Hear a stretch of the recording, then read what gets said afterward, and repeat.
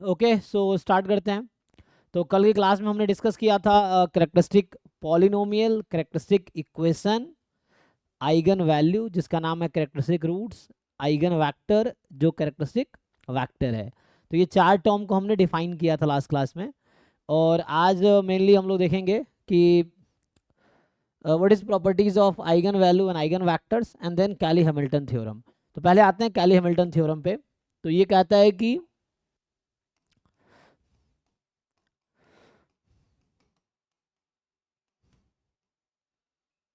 हाँ जी, कोई बताइए।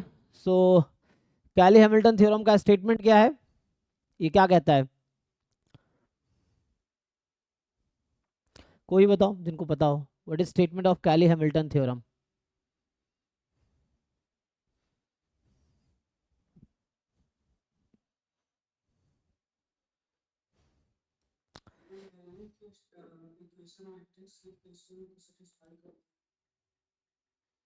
क्या क्या एवरी मैट्रिक्स किसके सेटिस्फाई करती है?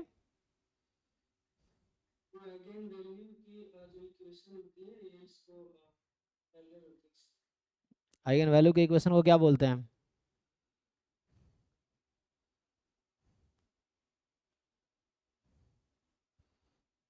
कोई और बताओ, वो इक्वेशन का नाम क्या है?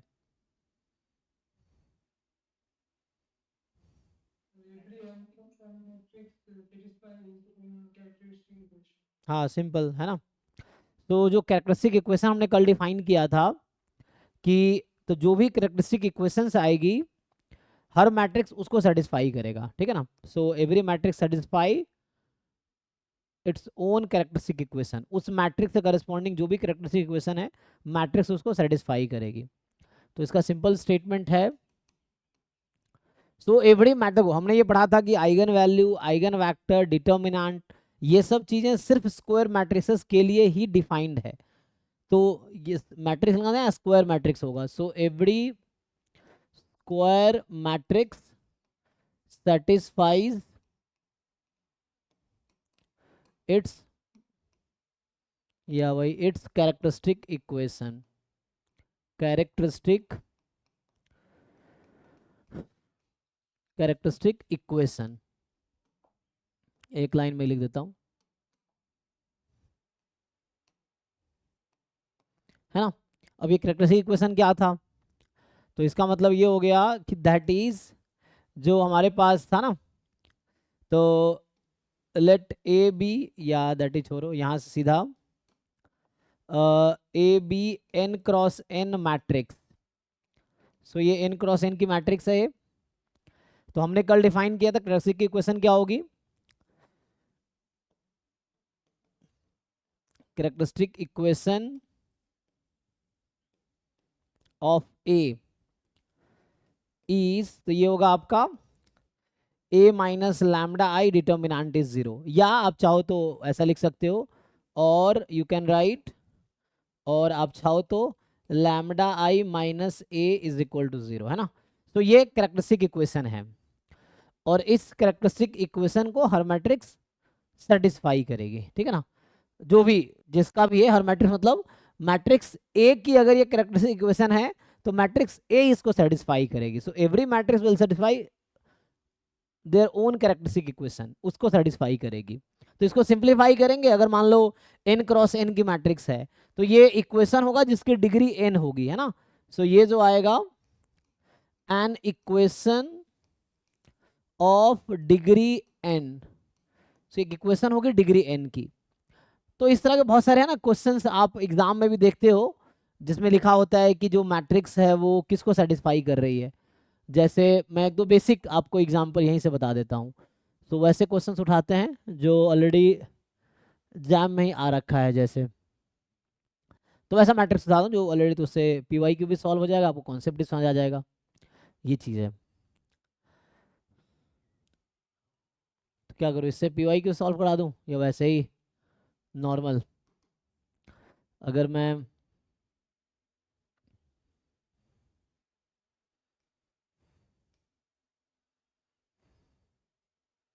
चलो इसी पे आते हैं।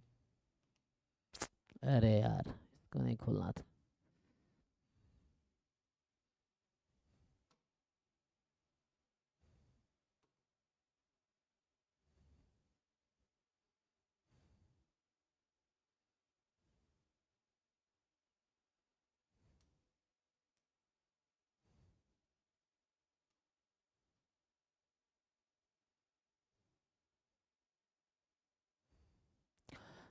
चलो जैसे अब मैं इसकी बात करता हूँ, अभी एक सिंपल सा एक क्वेश्चन उठा लेते हैं, ये क्वेश्चन है तो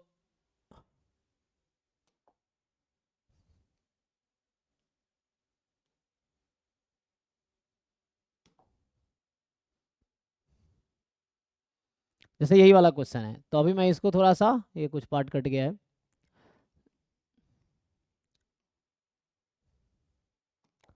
तो इस क्वेश्चन में क्या बोला गया है, अभी देखो मेरे पास क्या होगा, एक मैट्रिक्स P है, सो मैट्रिक्स P इज एक्चुअली 3 - 3 3 2 - 3 4 0 -1 1, ये एक 3 × 3 की मैट्रिक्स है, सिंपल। अब मैं आपसे पूछना चाहता हूँ what is the value of characteristic equation, so what is characteristic equation corresponding to this matrix. तो आप ऑलरेडी जानते हैं, कैरेक्टरिस्टिक को लिखेंगे तो यहाँ आ जाएगा P - λI का डिटर्मिनेंट इज इक्वल टू 0, तो ये रिड्यूस होगी P - λI, सो यहाँ 3 - लैम्डा, यहाँ -3 - लैम्डा, यहाँ 1 - लैम्डा, बाकी एंट्रीज कॉमन रहेंगे, ये हो गया इक्वल टू 0। इसको जरा सिंप्लीफाई करके बताओ कि इसकी कैरेक्टरिस्टिक इक्वेशन क्या आएगी, तो सिंप्लीफाई कर सकते हैं आप लोग इजीली, चलो मैं भी साथ में कर देता हूं कैलकुलेशन। तो अभी मैं क्या कर रहा हूं, मैट्रिक्स P का कैरेक्टरिस्टिक इक्वेशन फाइंड कर रहा हूं, ठीक है। तो यहां से अगर हम सॉल्व करेंगे तो क्या होगा, चलो फर्स्ट कॉलम के अलॉन्ग ओपन करते हैं, सो 3 - लैम्डा, और इसको डिलीट कर लेंगे तो बचेगा -3 - लैम्डा 4 -1 1 - लैम्डा, कॉलम के अलॉन्ग -2, तो बचेगा माइनस ना, ये और ये डिलीट कर लेंगे आप, तो आपको मिलेगा क्या, ठीक है, 2 करोगे कॉलम, तो यहाँ हो जाएगा -3 3 -1 और 1 - लैम्बडा, ये चेक कर लीजिए, ठीक। किसी को डाउट है यहाँ तक, ओके है ना। अब इसको सिंप्लीफाई करो, तो इसको सिंप्लीफाई करोगे, सो 3 - लैम्डा, इसको जब आप मल्टीप्लाई करोगे तो ये हो जाएगा लैम्डा -1, माइनस कॉमन ले लिया, तो इसको मल्टीप्लाई कर देता हूँ, सो लैम्डा -1 लैम्डा +3 और प्लस में 4, एक तो ये आ जाएगा, -2 यहाँ से मल्टीप्लाई करोगे, तो जब मल्टीप्लाई करोगे क्या होगा, -3 टाइम लैम्डा -1, सो मतलब 3 लैम्डा -3, राइट, और यहाँ से आ जाएगा +3 इज 0, कैलकुलेशन चेक कर लो, ठीक है। तो अभी मैं क्या कैलकुलेट कर रहा हूँ, मैट्रिक्स P की कैरेक्टरिस्टिक इक्वेशन, व्हाट इज है ना, characteristic equation corresponding to matrix P। तो यहाँ से होगा क्या, तो यहाँ से इसको सिंप्लीफाई कर लो, 3 - लैम्डा, और ये हो जाएगा लैम्डा स्क्वायर -2 लैम्डा -3 +4 +1, ठीक है जी, देख लो। तो प्लस होगा ना, ये +2 लैम्डा, तो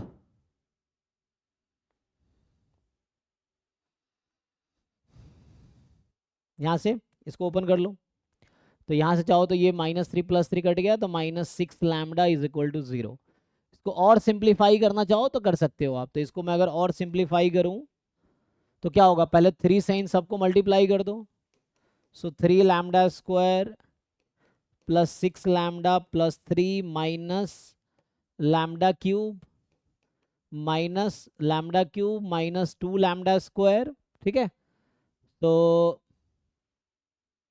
यहाँ से minus lambda cube -2 lambda square minus lambda -6 lambda is equal to 0, यही आ जाएगा। तो इसको फाइनली सिंप्लीफाई करें, कितना आ जाएगा, माइनस लैम्डा क्यू एक बार ही है, +3 लैम्डा स्क्वायर -2 लैम्डा स्क्वायर, तो यहाँ बचेगा प्लस लैम्डा स्क्वायर, अब लैम्डा वाले टर्म देख लो, +6 लैम्डा और -6 लैम्डा, है ना, तो ये कैंसिल हो गया, तो बचा क्या माइनस लैम्बडा, ठीक है, और क्या बचा +3 इज इक्वल टू 0, अगर माइनस कॉमन लेके हटा दोगे तो यहाँ से आ जाएगा lambda cube minus lambda square plus lambda -3 is equal to 0। एक बार आप लोग कैलकुलेशन चेक कर लीजिए, तो ये जो मैंने निकाले हैं ये कैरेक्टरिस्टिक इक्वेशन है करस्पॉन्डिंग टू मैट्रिक्स पी। ठीक है, सो अभी तक मैंने क्या कैलकुलेट किया है, characteristic equation corresponding to matrix P. Check कर लो एक बारी।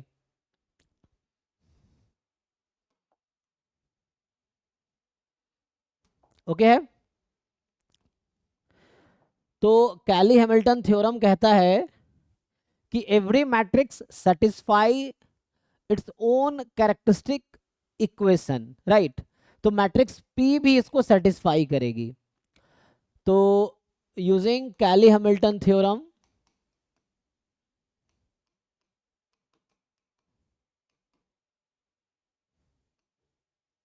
ये क्या हो जाएगा, यहां से आपके पास इक्वेशन आ जाएगी P cube minus P square plus P minus 3 is equal to 0। यहां तक ओके है? किसी को डाउट है यहां तक? चेक कर लो। तो ये हो गया सिंपल, ये मैट्रिक्स इक्वेशन हो गई। ये इक्वेशन थी in terms of lambda, this is called matrix equation, क्योंकि मैट्रिक्स के टर्म में इक्वेशन है। अब क्वेश्चन इसी में आपसे पूछ लेगा, जैसे इसने पूछा है। यहां तक कोई डाउट है किसी को? देख लो, जैसे आपसे पूछ रहा है कि then P inverse is equal to, बता रखा है पी इनवर्टिबल है, तो पी इनवर्स क्या होगा। तो मुझे अगर यही क्वेश्चन पता है, तो क्या इस इक्वेशन के हेल्प से हम लोग पी इनवर्स निकाल पाएंगे? कैसे निकालेंगे? How to find P inverse? Yes, so simply, हाँ, तो हमें अगर पी इनवर्स निकालना है, दोनों तरफ पी इनवर्स से मल्टीप्लाई कर देते हैं। तो यहाँ पे हो जाएगा, है ना, ये मैट्रिक्स इक्वेशन है। अब दोनों साइड आप पी इनवर्स से मल्टीप्लाई कर दीजिए। So multiply P inverse both side. अब आपकी मर्जी, राइट इनवर्स करो, लेफ्ट साइड या राइट साइड, है ना, मतलब किस साइड, तो इधर मल्टीप्लाई कर लो। तो P inverse into P cube कितना हो जाएगा? तो पी क्यूब को पी इंटू पी स्क्वायर लिख सकते हैं, है ना। और P into P inverse identity matrix हो जाएगी, आइडेंटिटी इंटू पी स्क्वायर। तो फाइनली जो यहाँ से आएगा, ये आएगा P square minus P plus I minus 3 P inverse is 0। सब लोग एग्री करते हैं? देख लो, किसी को डाउट हो तो पूछो। मैंने पी इनवर्स से मल्टीप्लाई किया था, यहाँ पी क्यूब था, पी स्क्वायर बचेगा, यहाँ पी बचेगा, P into P inverse identity matrix 3 into P inverse, यहाँ से पी इनवर्स निकल आएगी। सो यहाँ से 3 पी इनवर्स की वैल्यू आ गई P square minus P plus I. So just P inverse चाहिए, तो 1/3 P square minus P plus I. तो जब भी इस तरह का आपका क्वेश्चन होगा जहां मैट्रिक्स की वैल्यू मैट्रिक्स के टर्म में पूछ रहा हो, तो आप कैली हैमिल्टन थ्योरम यूज कर सकते हैं। सो इसका आंसर देख लीजिए, आपको मिल जाएगा 1/3 P square minus P plus I. C option है, ठीक है। So option C is correct. किसी को डाउट है तो बताइए, अभी कुछ पूछना हो इस क्वेश्चन में तो पूछो आप लोग। तो यहां था कैली हैमिल्टन थ्योरम, ये स्टेटमेंट है, every square matrix satisfy it's characteristic equation. हाँ बोलो।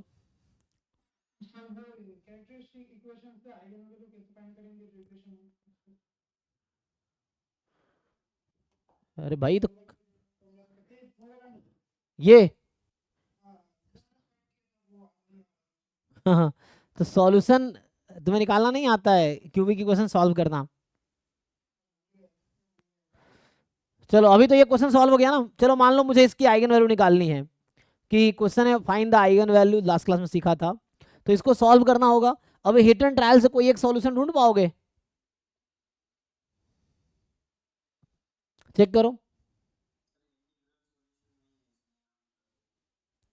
हाँ, हिट एंड ट्रायल से एक सॉल्यूशन, एक रियल सॉल्यूशन तो होगा इसमें, और बाकी देखते हैं क्या है। तो क्यूबिक इक्वेशन सॉल्व करने के लिए पहली चीज ये होती है कि आपको somehow you have to find, है ना। तो यहां से क्या है, ये +1 है ना। तो इसका जो कोइफिशिएंट आएगा, और यहाँ पे कितना है, -3। तो 3 के फैक्टर्स क्या क्या हैं, तो चेक करो। ये अगर मैं -1 रख दूं लैम्बडा को, तो क्या होगा,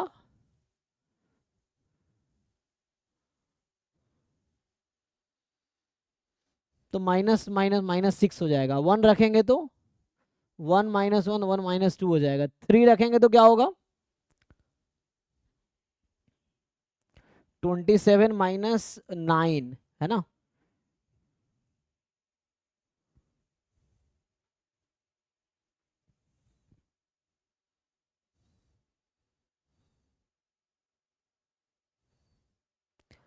तो मैं भी इसको सॉल्व करना इतना आसान नहीं होगा, है ना, क्योंकि वैसे क्यूबिक इक्वेशन सॉल्व करने के लिए हम क्या करते हैं, पहले कोशिश करते हैं एक हिडन ट्रायल से रूट आ जाए, फिर उसको हम फैक्टराइज कर लेते हैं या डिवाइड कर लेते हैं ना।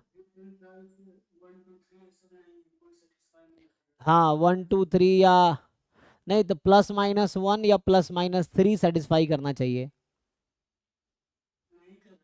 हाँ तो नहीं तो वहां आपसे आइगन वैल्यू नहीं पूछेगा, फिर अगर वैसा होगा तो I don't think eigen value पूछेगा आपसे, और पूछेगा तो ऑप्शन से चेक कर लेंगे।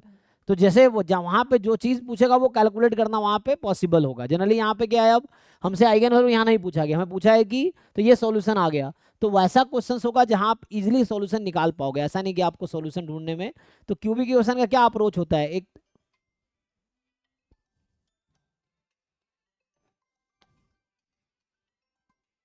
तो ठीक है ना, तो यहाँ पे आइगन वैल्यू निकालना नहीं है, वैसे क्वेश्चन पूछेगा ना जहाँ आप सॉल्व नहीं कर पाएंगे, या जो पूछेगा वो हम बता पाएंगे, हो सकता है नेचर रूट पूछ ले, जैसे मुझे हम ये बता सकते हैं सम ऑफ आइगन वैल्यूज क्या होंगी यहाँ पे, product of eigen value taken two at a time क्या होगी, या product of all eigen values क्या होंगी, ये बता पाएंगे हम लोग, है ना। वैसे एक्सप्लिसिटली सॉल्व करना थोड़ा यहाँ मुश्किल है, अगर वरना एक तो पहले हिडन ट्रायल से ढूंढना पड़ेगा, देन हमें फैक्टराइज करना पड़ेगा। बाकी हमने है ना इक्वेशन सही निकाले क्योंकि आंसर तो मैच कर ही रहा है। तो ठीक है, यहाँ पे आइगन वैल्यू निकालना नहीं था, तो इस पर ज़्यादा टाइम वेस्ट नहीं करेंगे, अभी आगे बढ़ते हैं। तो इस तरह के क्वेश्चन है कैली हैमिल्टन थ्योरम से सॉल्व हो जाएगा। तो अभी थोड़े से मैं वैसे क्वेश्चन देखता हूँ जो कैली हैमिल्टन से सॉल्व हो जाए, तो आप लोग इजीली बता पाएंगे आंसर। जैसे पूछ रहा है कैरेक्टरिस्टिक वैल्यू ऑफ दिस, अब जैसे ये क्वेश्चन है तो इसमें कुछ भी करने की जरूरत नहीं है, जैसे इन दोनों क्वेश्चन में आपसे आइगन वैल्यूज पूछ रहा है, तो आइगन वैल्यू तो निकाल ही दोगे ना। अच्छा, तो अब यहाँ पे कुछ थ्योरम्स हैं जो मैं अभी थ्योरम्स लिखाऊंगा, तो अभी मैं कुछ थ्योरम्स, जैसे ये 3 क्वेश्चन है, जैसे अब इसकी थोड़ा बात करते हैं। जैसे मान लो पहला है, फर्स्ट अगर आप देखेंगे तो ये क्या पूछ रहा है 20 में कि द कैरेक्टरिस्टिक वैल्यू का मतलब आइगन वैल्यू, ठीक है ना, तो कैरेक्टरिस्टिक वैल्यू का मतलब आइगन वैल्यू। आप ध्यान से देखेंगे तो ये किस टाइप की मैट्रिक्स आपको दिख रही है, तो ये अपर ट्रायंगुलर मैट्रिक्स है। हाँ, यस। सो थ्योरम होता है अपर ट्रायंगुलर मैट्रिक्स हो या लोअर ट्रायंगुलर मैट्रिक्स हो या डायगोनल मैट्रिक्स हो, इसकी जो आइगन वैल्यूज होंगी वो डायगोनल एंट्रीज ही होंगे। तो इसमें आपको अलग से सॉल्व करने की, जो आप सॉल्व करेंगे तब भी आंसर वही आएगा, क्योंकि ये थ्योरम जो बनते हैं वो कहीं ना कहीं जो प्रूफ लिख रहा होता है तो वो उसी बेसिस पे लिखते हैं। तो बस एक है ना, आपको डायरेक्टली स्टेटमेंट बता दिया, आप इजीली कैलकुलेट भी कर सकते हैं, तो भी आंसर वही आएगा। तो चूंकि अपर ट्रायंगुलर मैट्रिक्स है तो इसकी आइगन वैल्यूज क्या आ जाएंगी, जैसे यही 2 1 3 4 है ना, तो 1 2 3 4 आ जाएगा, चेक कर लो, किसी को डाउट है तो बताओ। तो यहाँ पे मैं बोल रहा हूँ रिजल्ट यूज कर रहा हूँ मैं, अगर आपको थ्योरम लिख के बताऊं, जैसे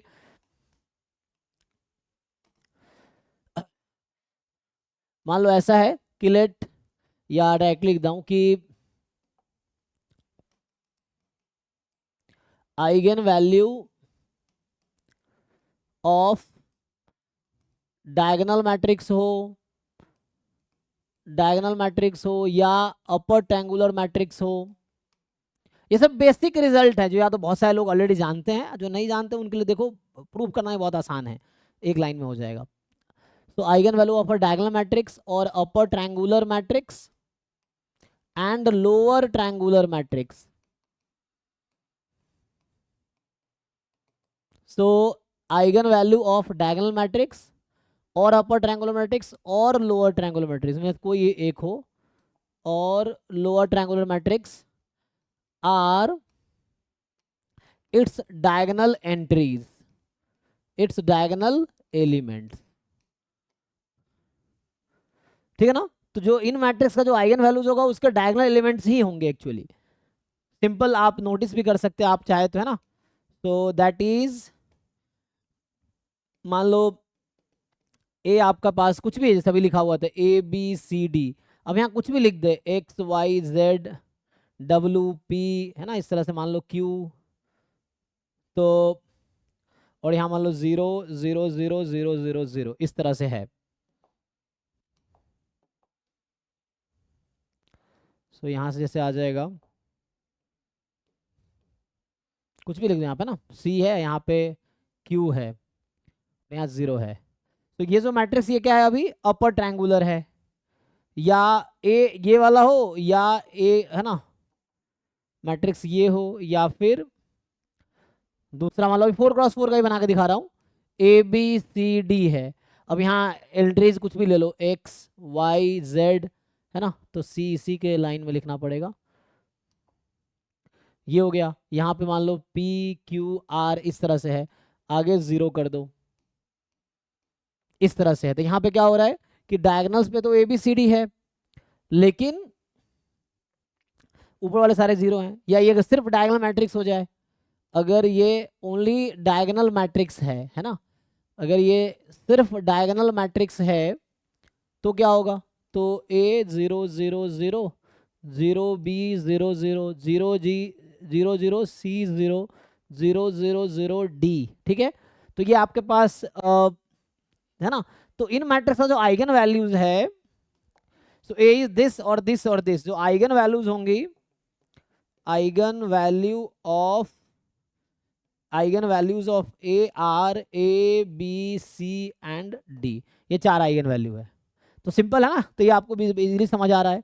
और डिराइव करेंगे आप ए माइनस लैम्डा आई निकालेंगे, डिटर्मिनेंट निकालेंगे, 0 पुट करेंगे, तब भी सेम आएगा। इसकी वजह क्या है, आपको याद होगा कि डिटर्मिनेंट में हमने पढ़ा था कि डिटर्मिनेंट ऑफ अपर ट्रायंगुलर और लोअर ट्रायंगुलर और diagonal matrix are the product of, जो डिटर्मिनेंट है is the product of its diagonal entries only. तो इसका डिटर्मिनेंट इसी का प्रोडक्ट आता है।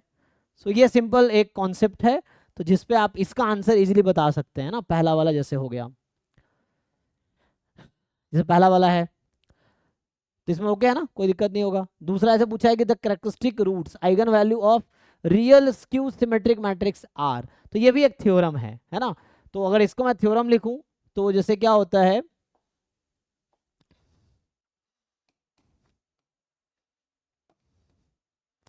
So eigen value of real symmetric matrix अगर होगा, so eigen values of real symmetric matrix जो है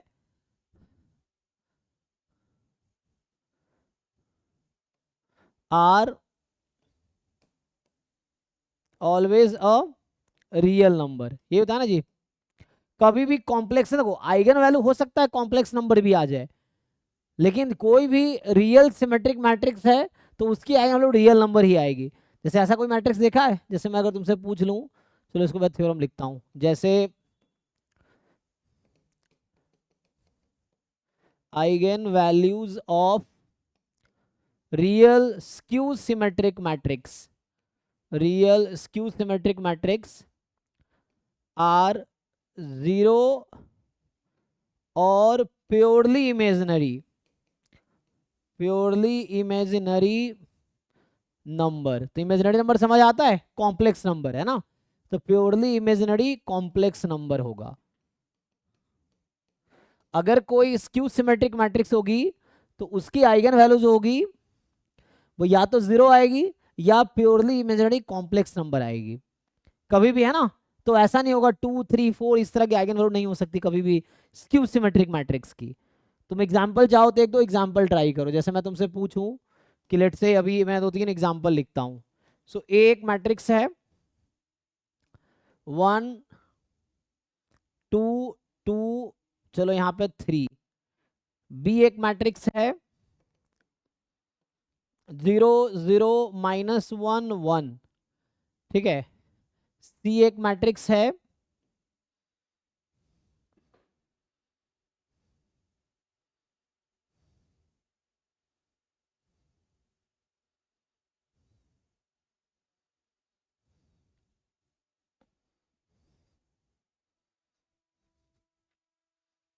तो यहाँ पर लिख दो, मान लो चलो 1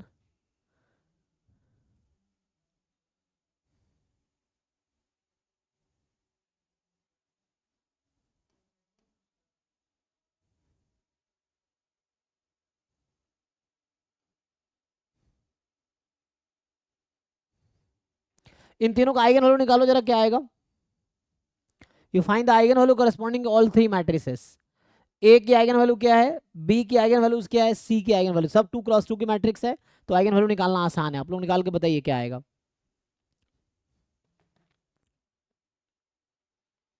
और जल्दी से बताओ, ठीक है।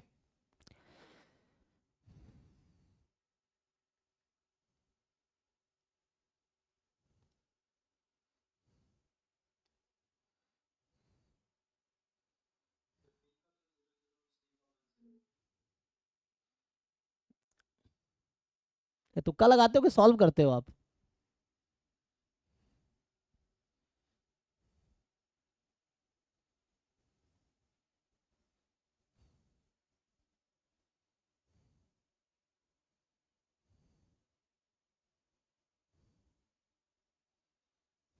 सॉल्व करके बताओ, तुक्का नहीं लगाने हैं। जो मेथड है, कैरेक्टरिस्टिक इक्वेशन लिखो, उसको सॉल्व करो, या थ्योरम कोई लग रहा है थ्योरम लगाओ, ये है। अभी हमने एक ही थ्योरम लिखा है कि डायगोनल हो या अपर ट्रायंगुलर लोअर ट्रायंगुलर, तभी हमें थ्योरम लिखा है। बताइए जी।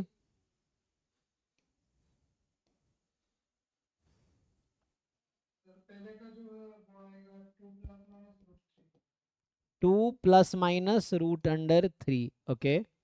दूसरे का?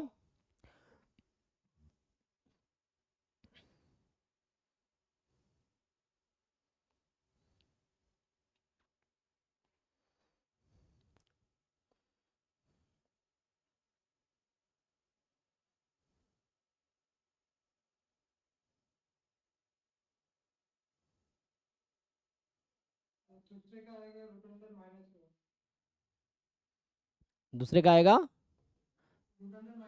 उसको हम क्या, उसी को आयोटा बोलते हैं ना, रूट -1 को। एक ये आया, दूसरा क्या होगा? नहीं, ऐसा नहीं हो सकता, तुम्हें थ्योरम नहीं पता है। तुम्हें पता है एक दो रिजल्ट में, चलो एक थ्योरम और बेसिक रिजल्ट बताता हूँ। मैं तुम्हें ये बताता हूँ, चलो। If a plus root B is solution of an equation, solution of a polynomial equation, then a minus root b will also be solution of same equation for all a belongs to R and b is positive real number। तो कभी भी अगर a plus root B किसी equation का root है ना, तो guarantee है कि a माइनस रूट बी होगा ही। उसका एग्जांपल आप यहां नोटिस कर सकते हैं, ये 2 प्लस रूट थ्री आया है, तो 2 माइनस रूट थ्री श्योरली होगा। मतलब ऐसा कोई पॉलिनोमियल इक्वेशन नहीं होगा जहां पर 2 प्लस रूट थ्री रूट होगा और 2 माइनस रूट थ्री नहीं होगा। अगर 2 प्लस रूट थ्री है तो 2 माइनस रूट थ्री उसका सोल्यूशन होना ही है, किसी भी पॉलिनोमियल इक्वेशन की बात कर रहा हूँ। पॉलिनोमियल पता है ना कि पावर नेचुरल होना। रुक जाइए, अभी मैं कंप्लीट करता हूँ पहले इसको। तो यहां से थ्योरम में आते हैं कि इफ, है ना, a plus iota B is a root of any polynomial equation,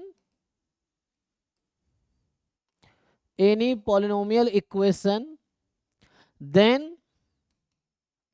a minus iota b will also be solution of the same equation for all a belongs to R and b belongs to R। ठीक है ना? तो आप जानते होंगे इसको दूसरे तरीके से बुक में ऐसा लिखा रहता है कि complex roots comes in pair, ऐसा बोलते हैं। अगर कॉम्प्लेक्स रूट होगा तो हमेशा पेयर में होगा, मतलब किसी भी इक्वेशन में, पॉलिनोमियल इक्वेशन, या तो 2 कॉम्प्लेक्स रूट होंगे या 4 होंगे या 6 होंगे। ऐसा कभी नहीं हो सकता कि उसके पास 3 कॉम्प्लेक्स रूट होंगे, ऐसा नहीं होगा। या तो 2 कॉम्प्लेक्स रूट्स होंगे, या 4 होंगे, या 6 होंगे, 8 होंगे, 10 होंगे। तो हमेशा कॉम्प्लेक्स रूट पेयर में आता है। उसकी वजह यह है कि अगर a प्लस आयोटा भी रूट है तो a माइनस आयोटा भी गारंटीड होगी, है ना? तो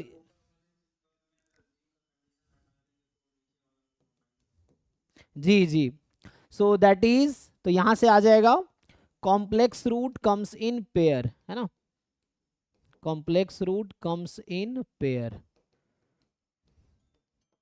ठीक है, तो ये ऐसा हो जाएगा।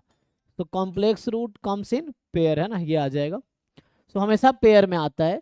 तो इससे ये मैं इसलिए बता रहा हूँ जिनको नहीं आइडिया है, जैसे आपने कहा दोनों आयोटा रूट है, तो ऐसा हो ही नहीं सकता कि दोनों आयोटा हो जाए, है ना, क्योंकि आयोटा होगा तो माइनस आयोटा का रूट होना ही पड़ेगा, क्योंकि 0 प्लस आयोटा है। तो ये आ गया आपके पास। सो या आप इसको मैं अगर स्टैंडर्ड वे में लिखूं तो 0 प्लस माइनस आयोटा, यहाँ पे रूट्स कितना आएगा,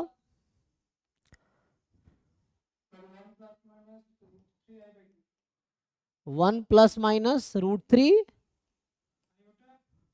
होल अपॉन 2। अच्छा, तो बाकी लोग चेक कीजिए ऐसा क्यों हुआ, अब इसको समझिए। क्या ये सिमेट्रिक मैट्रिक्स है सी? क्या सी एक सिमेट्रिक मैट्रिक्स है? हाँ या ना? तो फिर क्या कहता है थ्योरम?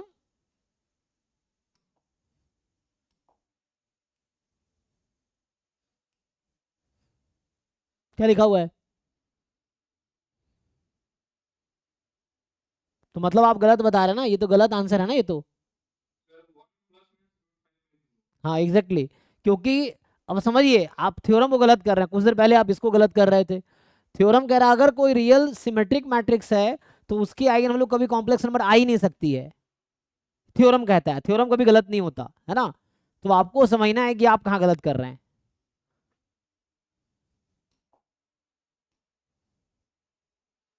ठीक से कैलकुलेशन करो, बताओ आइगन वैल्यू निकाल नहीं पा रहे हो, गलत बात है नहीं तो। 1 प्लस माइनस √5, तो ये रियल नंबर्स हैं। तो यहां देखो आयोटा क्यों आया, क्योंकि स्क्यू सिमेट्रिक मैट्रिक्स, आप चेक कीजिए स्क्यू सिमेट्रिक मैट्रिक्स है। तो ये स्क्यू सिमेट्रिक मैट्रिक्स की आइगन वैल्यू तो 0 आएगी या प्योरली इमेजिनरी होगी, तो ये प्योरली इमेजिनरी आई है ना। ये प्योरली इमेजिनरी क्या होता है, रियल पार्ट 0 हो जाए। एक कॉम्प्लेक्स नंबर जिसका रियल पार्ट 0 है वो प्योरली इमेजिनरी है, ठीक है।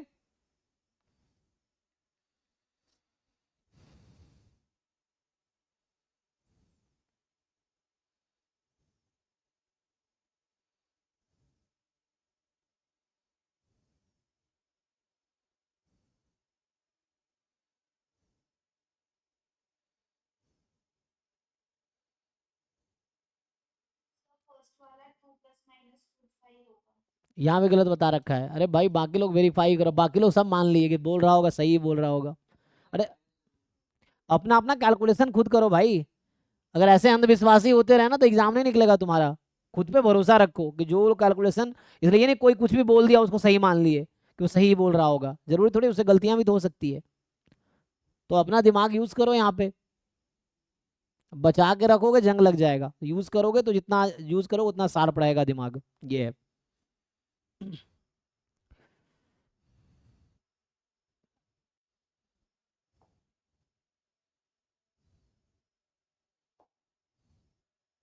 और कोई डाउट है किसी को? तो यहाँ पर बोलो ये सिमेट्रिक मैट्रिक्स है, इसके आइगन वैल्यू रियल नंबर है।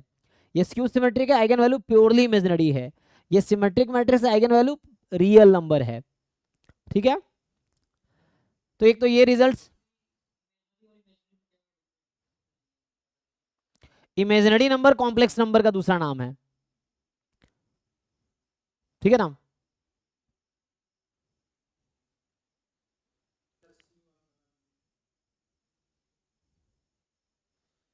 ये निकाल पा रहे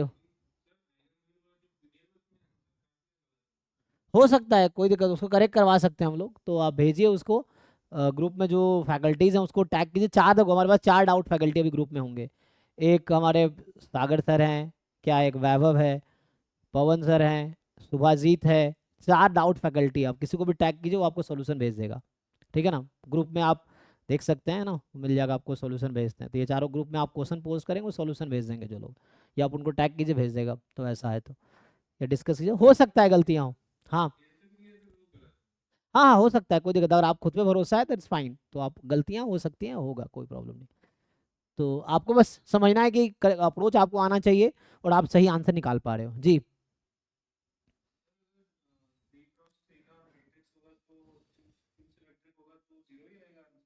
हाँ एक 0 होगा, दूसरा बाकी दो गारंटी है प्योरली इमेजिनरी होंगे, या तीनों जीरो हो सकता है।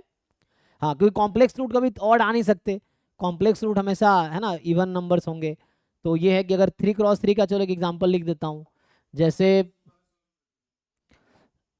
अरे भाई क्यों नहीं सॉल्व कर पा रहे हो? क्वाड्रेटिक इक्वेशन पढ़े हो क्लास 10th में, 9 10th में?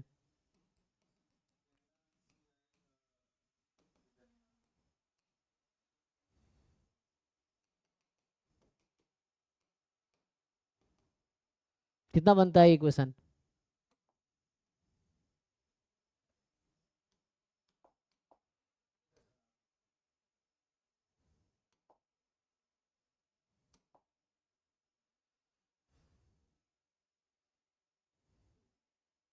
ठीक है, इसको इक्वेशन बना क्वाड्रेटिक फॉर्मूला लगाओ, हो जाएगा।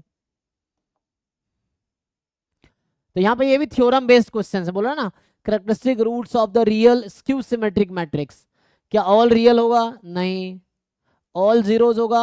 मे बी, बट श्योर नहीं है ना, श्योर नहीं है ये। All imaginary may be sometimes, है ना, 4 क्रॉस 4 की, जैसे मान लो अभी 2 क्रॉस 2 की मैंने लिखा था तो सारी इमेजिनरी थे। बोल रहा है आइदर ऑल जीरो और प्योरली, तो ये श्योरली करेक्ट है। ये बी सी श्योरली करेक्ट नहीं था, है ना। तो तो एक भी अगर काउंटर एग्जांपल मिल जाता है किसी स्टेटमेंट के अगेंस्ट तो वो स्टेटमेंट गलत होगा, ठीक है ना। ये है। अब ये बोल रहा है कैरेक्टरिस्टिक रूट से, तो आप निकाल सकते हो इजीली, है ना। तो ये आप जानते हो how to find eigen value. आप कैरेक्टरिस्टिक पॉलिनोमियल लिखिए या कैरेक्टरिस्टिक इक्वेशन लिखिए, सॉल्व कीजिए तो आ जाएगा। तो इस तरह कर लेंगे। अभी मैं एक मैट्रिक्स लिखता हूँ, देखो जैसे ए है मेरे पास 0 0 0, ठीक है। यहाँ है 1 2, तो यहाँ -1 -2, यहाँ लिख दो, चलो अभी के लिए 0 0 लिख देता हूँ, ठीक है। तो अभी आप अगर समझेंगे तो ये स्क्यू सिमेट्रिक मैट्रिक्स है, राइट। चेक करो। तो आप यहाँ चेक करेंगे ए ट्रांसपोज -A के इक्वल होगा। तो बताइए इसकी आइगन वैल्यूज क्या क्या आएगी, आप लोग सॉल्व करके बताइए। What are the eigen value corresponding to this matrix? A transpose -A है, तो मतलब A is real skew symmetric matrix.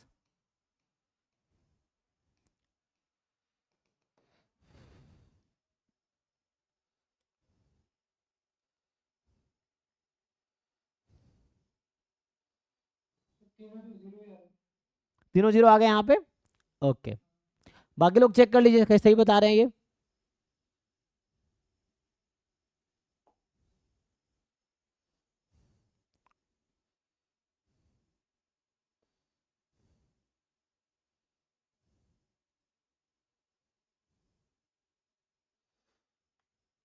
बाकी लोग वेरीफाई करो क्या ये सही कह रहे हैं, 0 0 0 होगा। अब मैं दूसरा एग्जाम्पल लिखता हूँ, इसी को मैं एक्सटेंड करता हूँ। तो 0 1 2, यहाँ -1 -2 था 0, यहाँ मैं अगर -1 कर दूं, यहाँ 1 कर दूं, अब यहाँ 0 कर दूं। अब बताइए इसकी आइगन वैल्यूज क्या होंगे? So what is eigen values corresponding to this?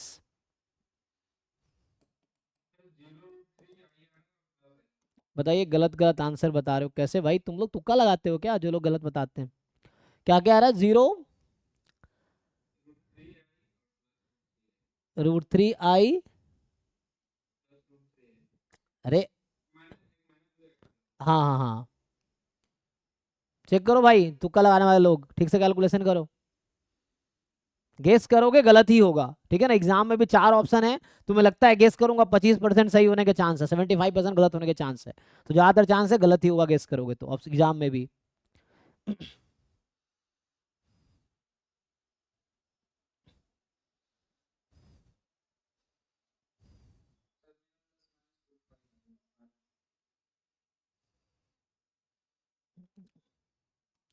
भाई गजब है, तुम लोग सबके अलग अलग आंसर। ए एक का आया था 0 0 0, और एग्जाम में ये सब मिलेगा, तुम्हारा जो आंसर आएगा एग्जाम में वो भी ऑप्शन होगा।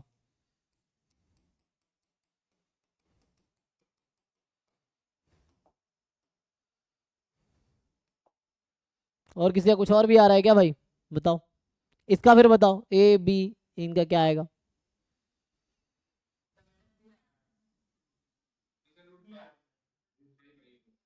ये वाला ओके। चेक करो कैलकुलेशन ठीक से चेक करो, एक तो कैलकुलेशन को मतलब पहले तो प्रॉपर वे फॉलो करो, जो भी फाइंड करने का तरीका है, गेस ना करो, और दूसरी बात कैलकुलेशन चेक करो। इसका बताइए। बताओ। तो ये दोनों स्क्यू सिमेट्रिक मैट्रिक्स है, तो इसमें क्या होगा, स्क्यू सिमेट्रिक मैट्रिक्स की आइगन वैल्यू रियल है तो हमेशा या तो जीरो होगी या प्योरली इमेजिनरी होगी, ये चीज है। और कॉम्प्लेक्स रूट आएगा या इमेजिनरी रूट आता है तो हमेशा पेयर में आएगा, ठीक है, ये चीज है। इमेजिनरी नंबर मतलब कॉम्प्लेक्स नंबर, प्योरली इमेजिनरी मतलब प्योरली इमेजिनरी कॉम्प्लेक्स नंबर, ठीक है। सो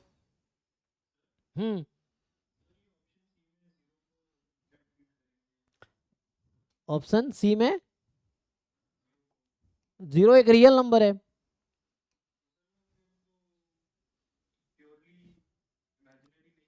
हाँ,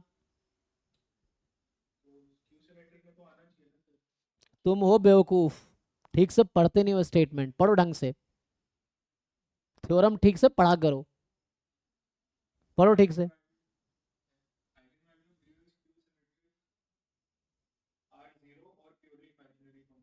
ठीक है, हाँ, कोई भी थ्योरम हो पहले ध्यान से पढ़ो कह रहा है, उसके बाद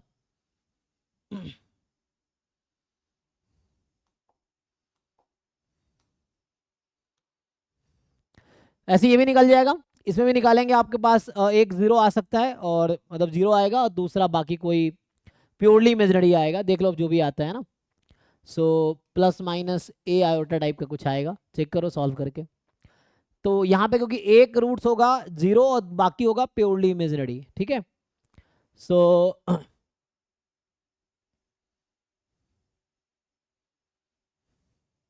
ठीक है भाई, तो अभी हमने लिखा है कि सिमेट्री के रूट्स जो होंगे वो आएंगे हमेशा रियल नंबर आएगा, मतलब कभी भी कॉम्प्लेक्स नंबर नहीं आएगा। और अगर रियल स्क्यू सिमेट्रिक है तो या तो जीरो होंगे, है ना, हो सकता है ऑल थ्री आर जीरो, हो सकता है ना, मतलब जितने भी आइगन वाले हो सकता है all all are zeros, maybe all are purely imaginary. अगर मान लो 4x4 की है तो हो सकता है कि चारों ए प्लस माइनस आयोटा भी, दूसरा C plus minus iota D, ऐसा भी हो सकता है कि जीरो ना भी हो। जरूरी नहीं कि जीरो हमेशा स्क्यू सिमेट्री आने वाले होगी, जरूरी नहीं है ना। 4x4 का जरूरी नहीं कुछ भी होगा, 2x2 में जरूरी नहीं जीरो, है ना। जैसे आपने देखा ये स्क्यू सिमेट्रिक है लेकिन यहाँ पे जीरो आइगन वैल्यू नहीं है, प्लस माइनस आयोटा है, तो आपको समझना है ना, जीरो या प्योरली इमेजिनरी कोई एक होगा। चलो आगे बढ़ते हैं थोड़े से, तो ये निकाल लेना क्या होगा। अभी थोड़े और थ्योरम्स ये है प्रॉपर्टीज में, कि एक तो ये थ्योरम है कि sum of eigen values of matrix, कोई मैट्रिक्स मान लो ए है, is equal to trace of A, है ना। तो ये किसके इक्वल होगा, ट्रेस के इक्वल होगा। ट्रेस क्या होता है, sum of diagonal entries, trace of A, तो इसका मतलब ये हो गया दैट इज, अच्छा पहले पूरा लिख देता हूं मैं ना, फिर ये है प्रोडक्ट ऑफ आइगन वैल्यूज होंगे, प्रोडक्ट ऑफ आइगन वैल्यूज, ये जो होगा is equal to determinant of that matrix, ठीक है, डिटर्मिनेंट ऑफ दैट मैट्रिक्स। तो इसका क्या मतलब है, तो अगर मैं दूसरे तरीके से लिखूं इसमें, कि मान लो ए कोई मैट्रिक्स है जिसकी आइगन वैल्यूज है, मान लो ए की आइगन वैल्यूज है lambda 1 lambda 2 up to lambda N, तो एन क्रॉस एन की मैट्रिक्स है तो गारंटी है उसके पास एन आइगन वैल्यूज होंगे, एग्जैक्टली एन आइगन वैल्यूज होंगे, इंक्लूडिंग मल्टीप्लिसिटी, हो सकता है कि मल्टीपल रूट्स हो, तो उसको हम उतनी बार काउंट करेंगे जितनी बार आ रहा है, तो टोटल मिला के आपके पास एन आइगन वैल्यूज मिलेंगे, ठीक है। तो अगर इन सबको आप ऐड कर दोगे तो ए की आइगन वैल्यूज ये है, तो अगर आप सबको ऐड कर दोगे लैम्डा 1 प्लस लैम्डा 2, तो ये लैम्डा एन हो जाएगा, जो कि ट्रेस ऑफ ए के इक्वल होगा। और ट्रेस ए का मतलब क्या होता है, A11 A22 ANN, ये है। बाकी अगर सबको आप मल्टीप्लाई कर देंगे, लैम्डा 1 इंटू लैम्डा 2 यहां से आ जाएगा इंटू लैम्डा एन, तो ये आ जाएगा डिटर्मिनेंट ए, ठीक है ना। डिटर्मिनेंट कैसे निकालते हैं, तो आपको पता है हाउ टू कैलकुलेट डिटर्मिनेंट, तो सारी आइगन वैल्यूज को अगर आप मल्टीप्लाई कर देंगे डिटर्मिनेंट ए के इक्वल, आप इसको वेरीफाई कर सकते हैं हम लोग, जैसे यहीं पे देख लो, इससे एग्जांपल ले लेते हैं। मान लो ये है λ1 λ2 λ3, तीनों को ऐड कर लोगे तो कितनी आ जाएगी 0, और इसका ट्रेस कितना है 0। इवन तीनों को मल्टीप्लाई करोगे क्या आएगी 0, तो इसका डिटर्मिनेंट कितना है 0। ठीक है, आप चेक कर सकते हैं, यहां भी ऐसा ही है। इनफैक्ट एक थ्योरम ये भी होता है कि ऑड ऑर्डर का कोई भी स्क्यू सिमेट्रिक मैट्रिक्स है तो उसका डिटर्मिनेंट 0 ही होगा, है ना। जैसे ये मैं अगर ऐड कर दूं कि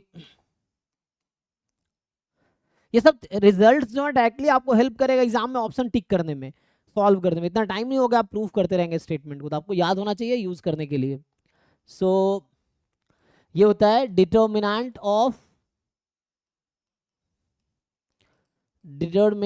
of odd order skew symmetric matrix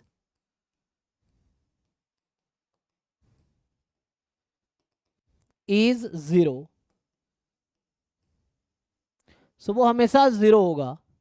odd order की कोई भी स्क्यू सिमेट्रिक मैट्रिक्स है तो उसका डिटर्मिनेंट 0 होगा। उसकी वजह क्या है, तो यहां से आपको दिख रहा होगा इसकी क्या वजह, ऑड ऑर्डर की है। और हमें पता है कि जो स्क्यू सिमेट्रिक मैट्रिक्स है उसके आइगन वैल्यूज क्या होंगे, प्योरली इमेजिनरी होंगे या 0 होंगे। अब इमेजिनरी रूट्स हमेशा पेयर में आते हैं और ऑर्डर तो इसका ऑड है, तो इसके पास odd number of eigen values होंगी, और कॉम्प्लेक्स रूट तो पेयर में आता है।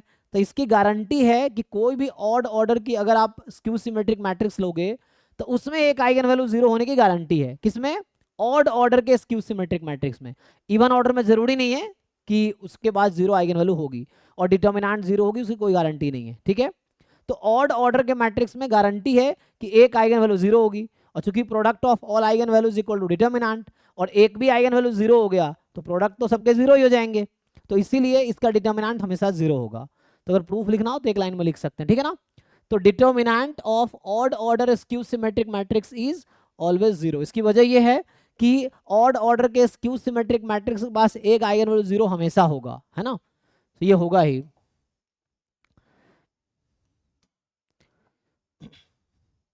या मैं इसी थ्योरम को दूसरे वर्ड्स में लिखूं तो वही चीज है कि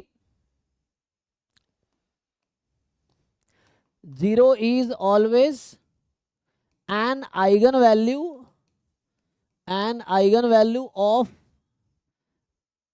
of an odd skew symmetric या odd order skew symmetric matrix, odd order skew symmetric matrix, है ना। इसको रियल मैट्रिक्स की मैं बात कर रहा हूँ, तो स्क्यू सिमेट्रिक रियल मैट्रिक्स। तो रियल मैट्रिक्स का मतलब इसके एंट्रीज रियल नंबर्स होंगे, ये बात कर रहा हूँ।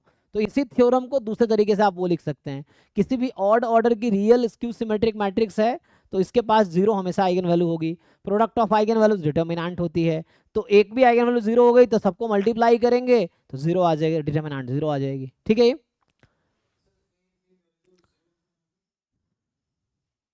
क्या क्या होगी,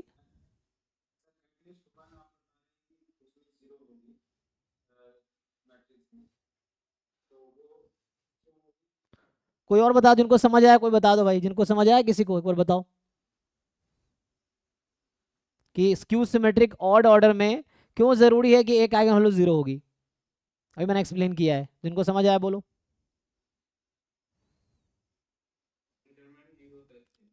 हाँ, डिटर्मिनेंट 0 क्यों होगा, हाँ यही तो क्वेश्चन है, तो एक 0 क्यों होगा। हाँ,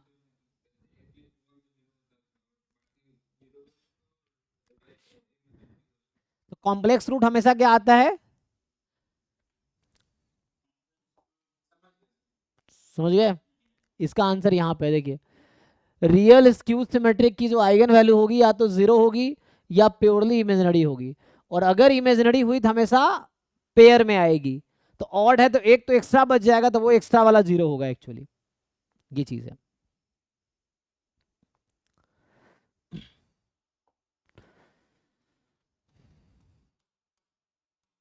चलिए जैसे आप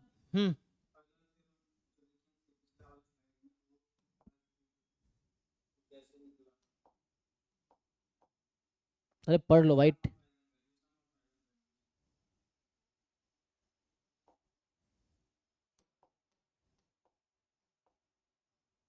कौन सा कैसे निकला। हाँ, तो इसका आप प्रूफ देखो बुक में, उसके लिए प्रूफ आपको देखना पड़ेगा, प्रूफ मैं नहीं कराऊंगा, ठीक है ना। तो आप you can see the proof कैसे आया कि sum of eigen value trace क्यों होता है, product of eigen value determinant क्यों होता है, उसके लिए आप प्रूफ देख सकते हैं इसका कि क्यों ऐसा हो रहा है। तो प्रूफ आप कोई भी बुक उठाइए, लिनियर अलजेब्रा कोई भी बुक उठाइए, उसमें आपको इसका प्रूफ मिल जाएगा, आप देखिए वहां समझ के। तो आगे आते हैं। तो यहां से क्या होगा कि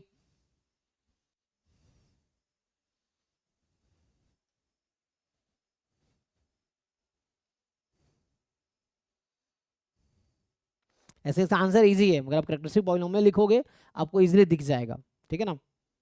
अगर इसका आंसर तुम देखना, मतलब खुद भी थोड़ा एफर्ट्स मारो, उसमें दिमाग लगाओगे आ जाएगा। इसका जो कैरेक्टरिस्टिक पॉलिनोमियल होगा वो ऐसा होगा, मान लो ऐसा स्टार्ट करूं मैं, ए एन एक्स की power N and so on A one X plus A zero, किसी भी एन क्रॉस एन के कैरेक्टरिस्टिक पॉलिनोमियल ये बनेगी। इनफैक्ट अगर मैं जो डिफाइन किया था कैरेक्टरिस्टिक पॉलिनोमियल का डेफिनेशन कि X time I minus A, तो उस केस में गारंटी है कि ए एन वन होगा।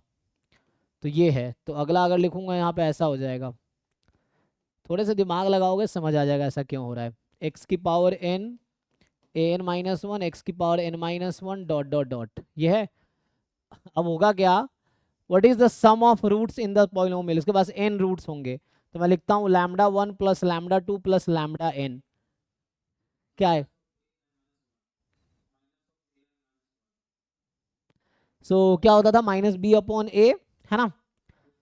तो minus of A N minus one, product of क्या होगी, ये किसके इक्वल आएगा, sum product of roots in this equation.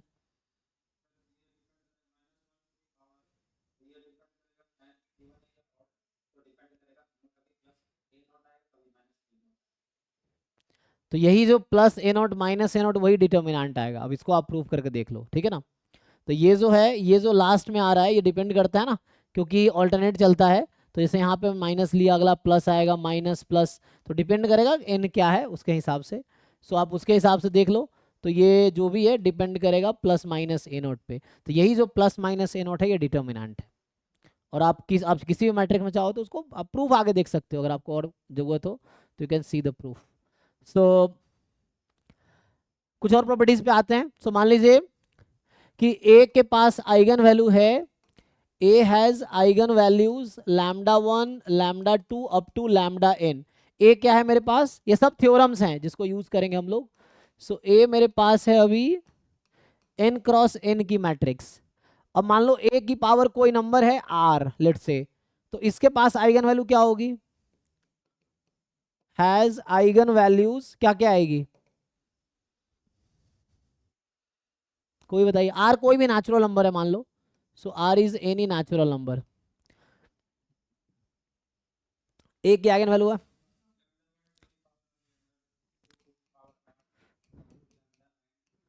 तो ये सिंपल थ्योरम है ना, इसका भी प्रूफ लिखा जा सकता है, सबका प्रूफ लिखा जा सकता है। लेकिन यहाँ मेरा फोकस प्रूफ कराना नहीं, मेरा फोकस है यूज करे क्वेश्चन सॉल्व करना, क्योंकि एग्जाम में आएंगे क्वेश्चन तो हमें ऑप्शंस हैं, उसको प्रॉब्लम सॉल्विंग सीखना है हमें। प्रूफ्स आप बुक में देख सकते हैं, बीएससी एमएससी में आपने पढ़ा होगा प्रूफ्स। तो ठीक है ना। इनफैक्ट अगर ए इन्वर्टिबल है, अब देखो ए इन्वर्टिबल कब होगा, जब इनमें से all eigen values must be non zero, क्योंकि अगर एक भी आइगन वैल्यू जीरो हो गया तो product of eigen value determinant zero हो जाएगी, डिटर्मिनेंट जीरो हो गई तो नॉन इन्वर्टिबल हो जाएगी। तो अगर इन्वर्टिबल हुआ, सो मान लो अगर ऐसा हुआ इफ कि डिटर्मिनेंट ए नॉन जीरो है, मतलब तो उस केस में A inverse has eigen values, तो आइगन वैल्यू क्या होगी,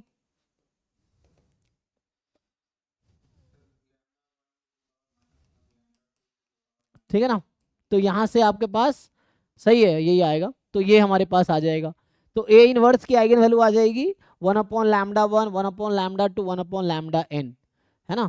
इनफैक्ट आपसे पूछेगा तो मैं एक रिजल्ट दिखा देता हूँ। तो मान लो, अच्छा ये ओके, किसी को डाउट है इसमें, तो अगर मुझे ए की आइगन वैल्यू पता है ना, तो हम ए स्क्वायर, ए क्यूब, ए की पावर 4, ए की पावर 10 सबकी आइगन वैल्यू लिख सकते हैं। इनफैक्ट जैसे कई बार होता है कि आपसे बचे, यहीं पे मैं कंटिन्यू कर लेता हूँ, ए की पावर आर प्लस आइडेंटिटी, इसकी आइगन वैल्यू क्या होगी?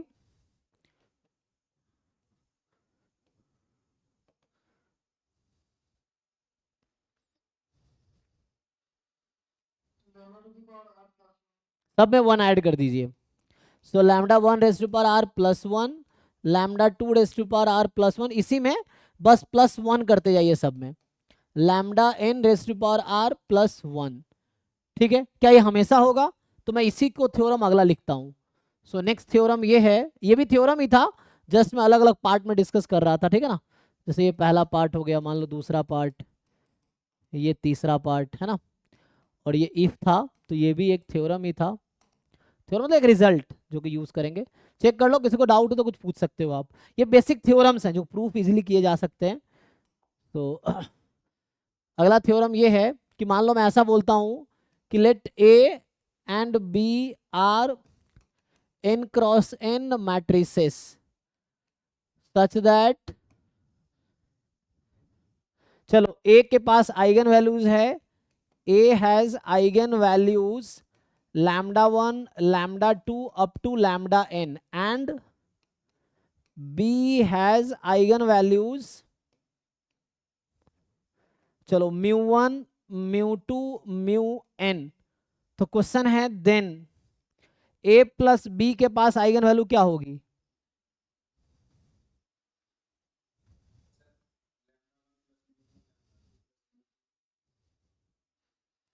तो ऐसा नहीं होगा, देखो मैं एग्जांपल बनाता हूं, है ना। तो ऐसा जरूरी नहीं है, तो यहां बच्चे करते हैं गलती। चलो एक बेसिक सा एग्जांपल ले लेते हैं। मान लो 1 1 0, है ना, और यहाँ पे कुछ भी ऐसा ले लो, दो एग्जांपल बना लो, जरूरी नहीं ऐसा होगा। सो लेट से मैं ऐसा लिख देता हूँ 1 1 2 4, और बी ले लो आप 0 1 2 3, लेट से दिस। बताओ इन दोनों का आइगन वैल्यू निकाल पाओगे? तो मुश्किल होगा ऐसा ना। तो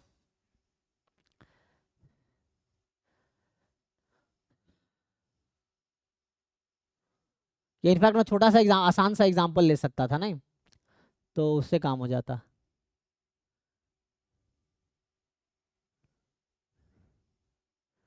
जैसे मैं आसान सा एग्जांपल लेता अभी, चलो मैं ऐसा लेता 1 0 0 2, और बी ले लेता 0 1 2 0, यही एग्जांपल ले लो। तो ए के पास आइगन वैल्यू क्या आएंगे? 1 2। बी के पास आइगन वैल्यूज क्या आएगी, कोई बताओ?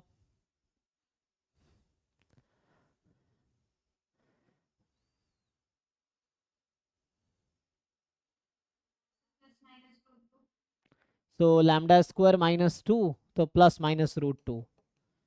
चलिए, और अगर आप a प्लस बी हम लोग निकाल ले, सो a प्लस बी हम लोग अगर लिख लेते हैं, तो देखो मैं काउंटर एग्जांपल ढूंढ रहा हूं, तो देखो एक एग्जांपल अगर सपोर्ट में मिल गया जरूरी नहीं करेक्ट होगा, क्योंकि वो स्टेटमेंट इन जनरल ट्रू नहीं है, तो ट्रू कब मैं बताऊंगा। तो ऐसा नहीं कि ए के आइगन वैल्यू लैम्डा है और बी के आइगन वैल्यू म्यू है, तो ए प्लस बी की आइगन वैल्यू हमेशा म्यू प्लस लैम्डा होगी, ऐसा जरूरी नहीं है। तो उसके लिए क्या कंडीशन है वो हम डिस्कस करेंगे अभी, है ना, कि ऐसा कब होगा वो देखना है, हमेशा ऐसा नहीं होगा। तो वही मैं एक काउंटर एग्जाम्पल बनाना कोशिश कर रहा हूँ, ठीक है। तो 1 1 क्या आ जाएगा, 2 2। बताइए इसकी आइगन वैल्यू कितनी है?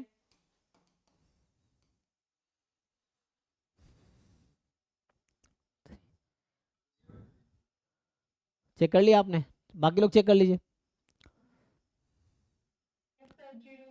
ठीक है, अब देखिए क्या ऐसा हो रहा है यहाँ पे, अब आप सोचिए क्या ऐसा यहाँ पे हो रहा है। तो यहाँ पे आइगन वैल्यूज था 1 2,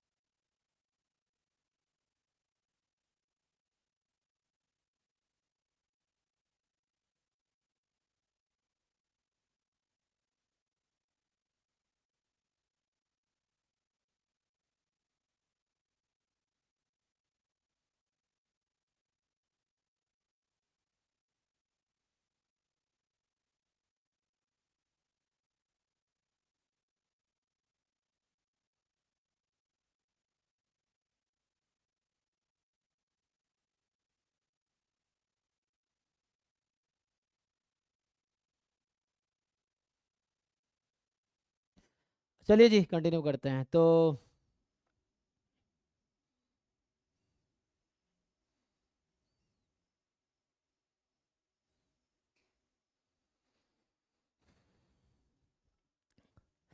यहाँ समझ आया मैं क्या बताने की कोशिश कर रहा था आप लोगों को?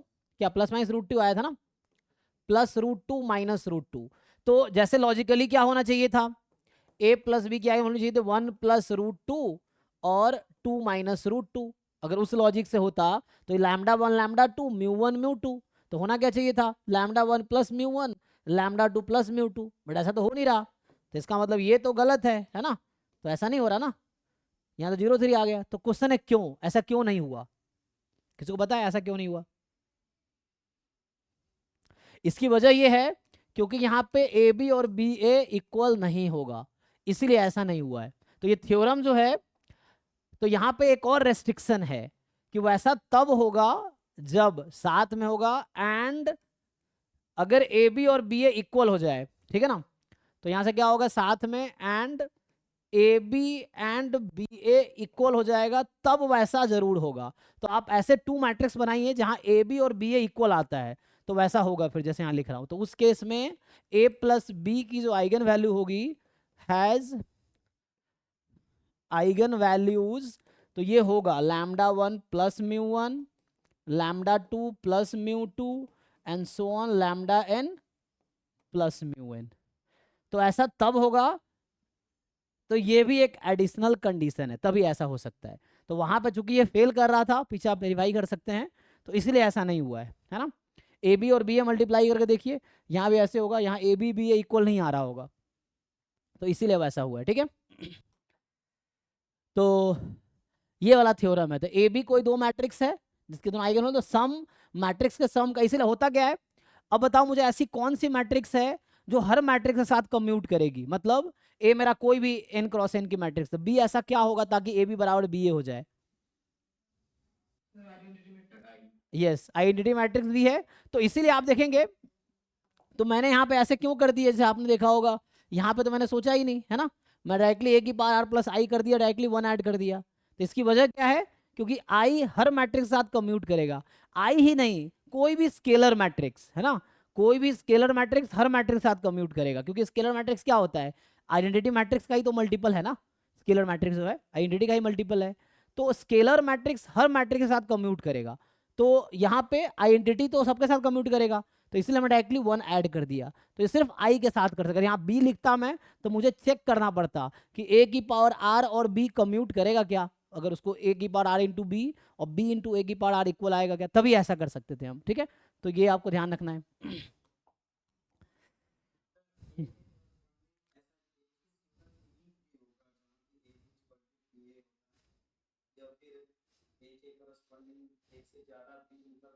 इनफाइनटली में नहीं निकल सकता है, ठीक है ना। तो जैसे मैं ये भी थ्योरम लिखा देता हूँ, इस पर भी एग्जाम में क्वेश्चन आ जाता है। तो let A B any scalar matrix, then A into B, B into A हमेशा इक्वल होगा फॉर ऑल बी। तो A scalar N cross N matrix कर दो, तो scalar N cross N matrix. अब there are infinitely many scalar matrices ना, कोई भी एक स्केलर मैट्रिक्स डालो, वो हर मैट्रिक्स के साथ कम्यूट करेगा, सबके साथ। सो स्केलर छोड़ के भी बहुत सारे इनफाइनाइटली मेनी हो सकते हैं। तो so A B is equal to B A, ठीक है ना, यहां से क्या आएगा, A B is equal to B A for all N cross N, ठीक है ना, matrix B.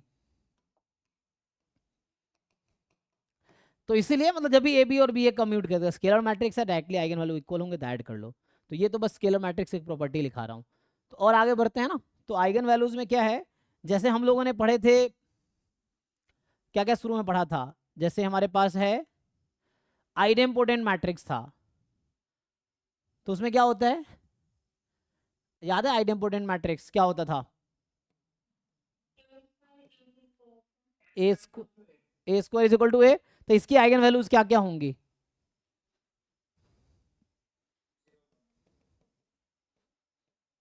So eigen values of an idempotent matrix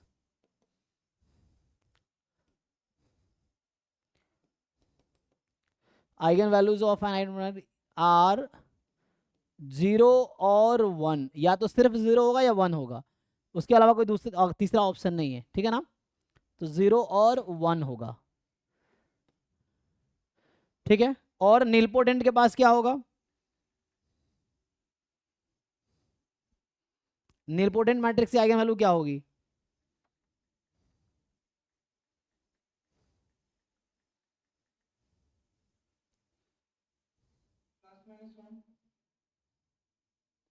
नहीं नीलपोटेंट मैट्रिक्स होता क्या था, पर ये बताओ व्हाट इज नीलपोटेंट मैट्रिक्स।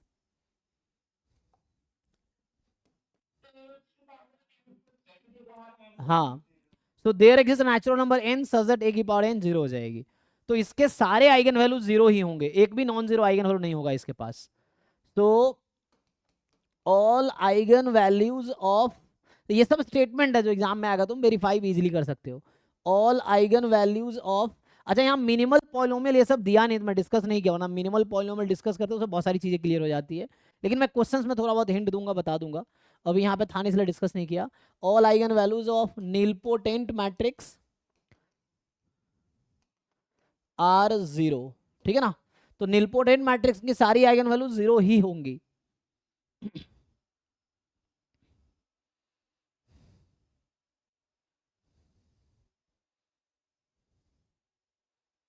अच्छा, सिमेट्रिक मैट्रिक्स से सारे आइगन वैल्यू पॉजिटिव क्या होती है, क्या बोला हमने, रियल नंबर होंगी, है ना। तो वैसे ही हर्मिशियन मैट्रिक्स की भी सारी आइगन वैल्यू रियल होंगी। स्क्यू हर्मिशियन की भी सारी आइगन वैल्यू क्या होंगी, जैसे स्क्यू सिमेट्रिक है। ए प्लस आई का बताई दिया हमने, है ना। डायगोनलाइजेशन आपके सिलेबस में है नहीं, बाकी आइगन स्पेस है तो उसको हम डिस्कस कर सकते हैं, लेकिन उतना मुझे लगने की जरूरत पड़ेगी। क्वेश्चंस देखते हैं, तो अभी मैं कल क्वेश्चंस ही कराऊंगा, अभी थोड़ा टाइम और एक दो क्वेश्चन और करा देता हूँ, बाकी क्वेश्चन के साथ और जो थ्योरम्स रह गए होंगे जो मैं नहीं बता पाया होगा तो उसको हम डिस्कस कर लेते हैं।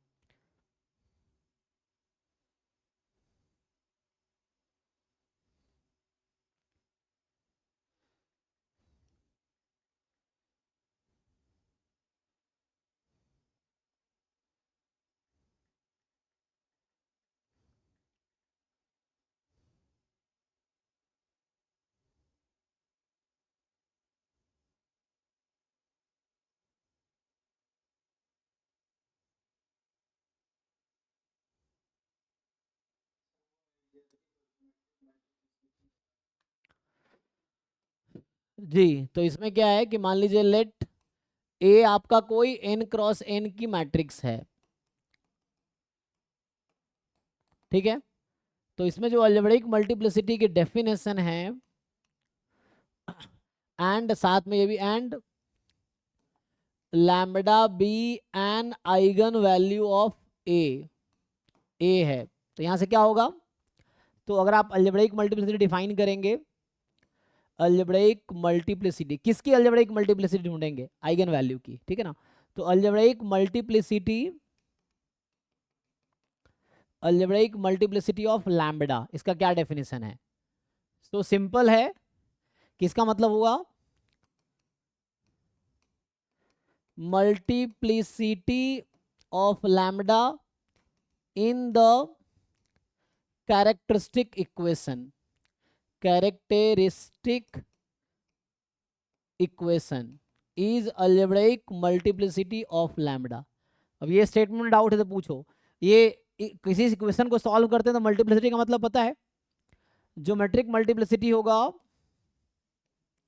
Geometric multiplicity. सो जो ज्योमेट्रिक मल्टीप्लिसिटी है वो होगा number of linearly independent eigen vectors corresponding to eigen value lambda.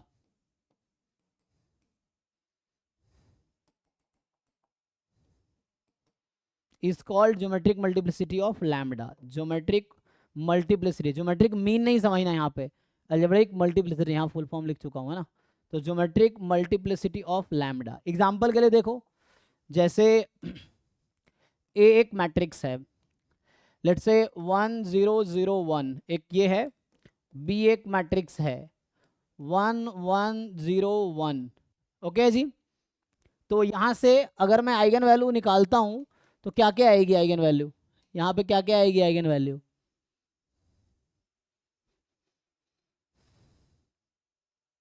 बताइए जी, ए और बी की आइगन वैल्यू क्या क्या आएंगी।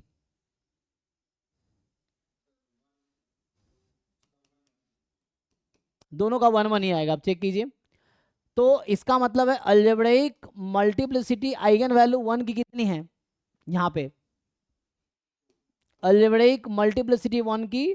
तो ये देखते हैं कि इसका कैरेक्टरिस्टिक, अगर इसका मैं कैरेक्टरिस्टिक इक्वेशन लिखता लैम्डा के टर्म में तो आएगा लैम्डा माइनस 1 होल स्क्वायर। तो सॉल्व करके क्या है, लैम्डा 1 1। इसका भी कैरेक्टरिस्टिक इक्वेशन अगर आप लिखेंगे लैम्डा के टर्म में तो ये भी यही आएगा, lambda minus 1 whole square. Characteristic polynomial है ये, इक्वेशन लिखेंगे तो इक्वल टू 0 कर देंगे ही ना। तो जब हम इक्वेशन लिखते हैं तो इसको इक्वल टू 0 कर देते हैं, इक्वल टू 0। तो यहाँ से लैम्डा की वैल्यू आएगी 1 1। तो कैरेक्टरिस्टिक इक्वेशन में 1 कितनी बार रूट्स है ना, तो वो अलजेब्रिक मल्टीप्लिसिटी है। तो इन दोनों मैट्रिक्स में अलजेब्रिक मल्टीप्लिसिटी 1 की 2 है, अलजेब्रिक मल्टीप्लिसिटी 1 की 2 है, 1 आइगन वैल्यू है, तो इट्स बेटर मैं यहाँ लैम्डा लिख सकता हूँ ताकि आपको कंफ्यूजन ना हो। तो जो लैम्डा है जो कि 1 ही है एक्चुअली, उसकी मल्टीप्लिसिटी 2 है क्योंकि ये रिपीटेड रूट्स है। अब इसके करस्पॉन्डिंग आइगन वेक्टर निकालो, तो मैं आपके भरोसे बैठूंगा, टाइम लगेगा, मैं खुद ही कर देता हूँ। देखो, so A V is equal to lambda V, तो A V is equal to 1 V, है ना, लैम्डा तो 1 है। तो A minus I times V is equal to 0। तो मैं पहला ए के लिए सॉल्व करता हूँ, ठीक है ना। तो पहले मैं ए के लिए सॉल्व कर रहा हूँ, वी को ले लेता हूँ x1 x2 is equal to 0। A minus I कितना होगा, 0 0 0 0, राइट।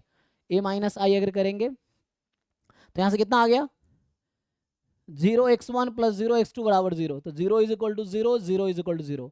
तो ये जो v मैंने लिया था x1 comma x2, let's say इसको v1 बोल दिया, v चलो ठीक है। तो क्या क्या हो गया, यहाँ पे कोई रेस्ट्रिक्शन ही नहीं आया, मतलब x1 can be any real number, x2 can be any real number, कोई रेस्ट्रिक्शन नहीं आया क्योंकि ट्रू इक्वेशन आ गई। तो यहाँ से इसको मैं लिखूंगा, इसको क्या लिख सकता हूँ, दिस इज स्पैन ऑफ 1 0 0 1। अब जिन लोगों को क्लियर है, समझ आ रहा होगा, एक लीनियर कॉम्बिनेशन x1 के टर्म में, दूसरा लीनियर कॉम्बिनेशन x2 के टर्म में, है ना। तो इसको मैं ऐसा लिख सकता हूँ, x1 टाइम 1 0, x2 टाइम 0 1, इसलिए ऐसा लिखते हैं। So there are two linearly independent eigen vector corresponding to eigen value 1। तो ए मैट्रिक्स में जो ए मैट्रिक्स है,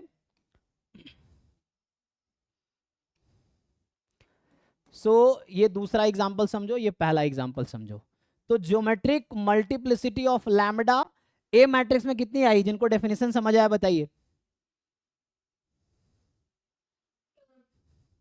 डेफिनेशन यहां लिखा हुआ है, पढ़ लीजिए definition. What is definition of geometric multiplicity, number of linearly independent eigen vector corresponding to eigen value lambda. तो यहाँ पे आइगन वैल्यू 1 था ना, 1 रिपीटेड था, तो इसके करस्पॉन्डिंग मुझे 2 लीनियरली इंडिपेंडेंट आई थी। यहाँ पे ज्योमेट्रिक मल्टीप्लिसिटी भी 2 है, अलजेब्रिक मल्टी 2 था, ज्योमेट्रिक मल्टीप्लिसिटी भी 2 है। यहाँ पे आते हैं, अब यही काम मैं बी के लिए करता हूँ। तो B U is equal to lambda U, U कर देता हूँ यहाँ पे। तो बी यू लैम्डा तो यहाँ भी 1 ही है आइगन वैल्यू, तो ये हो जाएगा U. So B minus I into U बराबर 0। जब बी माइनस आई निकालेंगे आप तो कितना आएगा, 0 1 0 0। इसको u को मैं y1 y2 ले लेता हूँ, सॉल्व कीजिए। तो यहाँ से आ जाएगा y2 इज इक्वल टू 0, दूसरा आएगा 0। तो यहाँ से एक रेस्ट्रिक्शन आया, तो जो मैं u लिया था अभी y1 कॉमा y2, इसने कहा y1 को 0 होना पड़ेगा यहाँ से, तो y1 को 0 रख दो। तो 0 comma y2 and this is span of 0 1। तो मुझे, क्योंकि यहाँ पे y1 आप कुछ भी लेंगे नॉन जीरो, वो मल्टीपल ही मिलेगा ना, तो कितने लीनियरली इंडिपेंडेंट आइगन फैक्टर मिला मुझे यहाँ पे। So what is the geometric multiplicity of lambda in matrix B, जिनको समझ आ रहा बताइए। So what is geometric multiplicity of lambda in matrix B,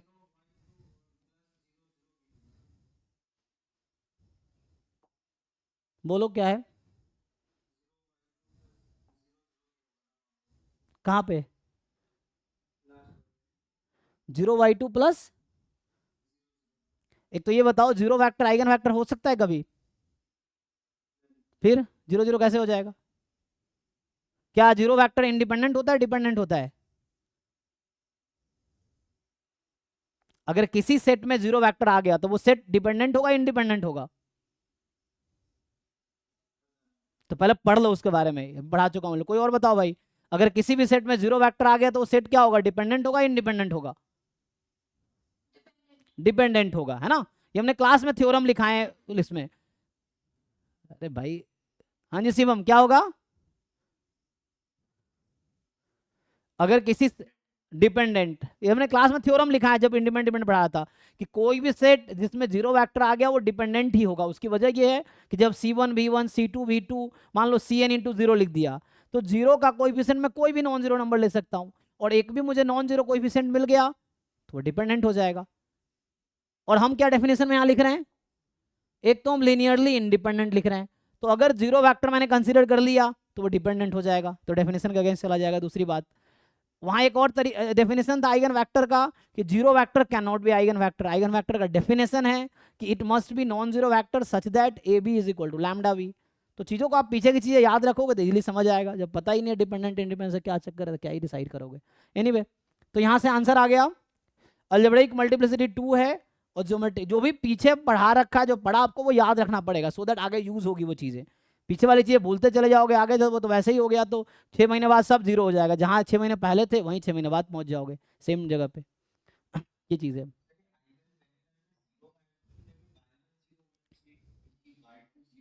अच्छा, मैंने यहाँ पे क्या किया है, हमें y2 को जीरो रखना था ना। अच्छा एक मिनट, तो यहाँ पे क्या आ जाएगा, मतलब वही बनेगा तो वही, बट हमने यहाँ पे मुझे क्या जीरो, यहाँ ये कह रहे हो ना आप, मुझे y1 जीरो रखना है, तो स्पैन कितना आ जाएगा, 1 0, यही ना। ठीक है, आंसर चेंज नहीं होगा, आंसर इज स्टिल सेम। मतलब वो जीरो जीरो नहीं आएगा इसमें, ये है कि जीरो जीरो वेक्टर नहीं आएगा, दोनों जीरो नहीं हो सकता। ठीक है ना, एक बार चेक कर लीजिए, एक बार चेक कर लो, कहीं मिस्टेक है तो बताओ, देख लो एक बारी। तो ये डिफरेंस देखो, हमने दो मैट्रिक्स बनाए, तो यहाँ दोनों में रिपीटेड रूट्स था कैरेक्टरिस्टिक इक्वेशन में, तो इसका ये मतलब हुआ कि अलजेब्रिक मल्टीप्लिसिटी दोनों में 1 है, और यहाँ ज्योमेट्रिक मल्टीप्लिसिटी 2 है, यहाँ ज्योमेट्रिक मल्टीप्लिसिटी 1 है।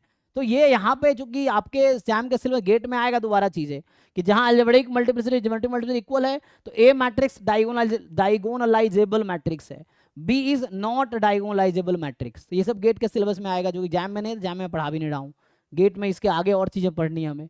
तो अभी मैं कल ही इसी टॉपिक का कंटिन्यू करूंगा, कल भी हम लोग अभी यही आइगन वैल्यू आइगन वेक्टर वाला टॉपिक ही कंटिन्यू करेंगे, ठीक है।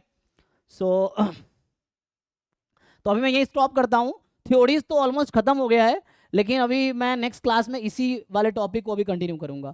इसमें हम लोग कुछ प्रॉब्लम सॉल्व करेंगे और कुछ थ्योरम्स और जो यूजफुल है वो हम देखेंगे, ठीक है। तो कल भी यही वाला टॉपिक कंप्लीट होगा। बाकी जितने भी असाइनमेंट्स हैं मैंने ग्रुप में आज भी सुबह भेज दिया था, लिनियर अलजेब्रा का, या जो आपके पास पहले से होंगे लिनियर वाले, उसको सॉल्व कीजिए। फिर अभी थ्योरी खत्म हो गया, तो ये पूरी थ्योरी आप समझ लो कि जो भी सिलेबस में जो एक्सपेक्ट कर रहा था वो हमने कंप्लीट कर लिया। एक दो थ्योरम्स होगा वो हम क्वेश्चंस के दौरान आपको मैं बता दूंगा, लिखा दूंगा, वो है। अदरवाइज ऑलमोस्ट ये इसका जो है पूरी हमने थ्योरी 100% डिस्कस कर लिया क्लास में, डेफिनेशन, थ्योरम्स, कुछ क्वेश्चंस। अभी अगले 3 4 5 क्लासेस तक मैं सिर्फ क्वेश्चंस कराऊंगा।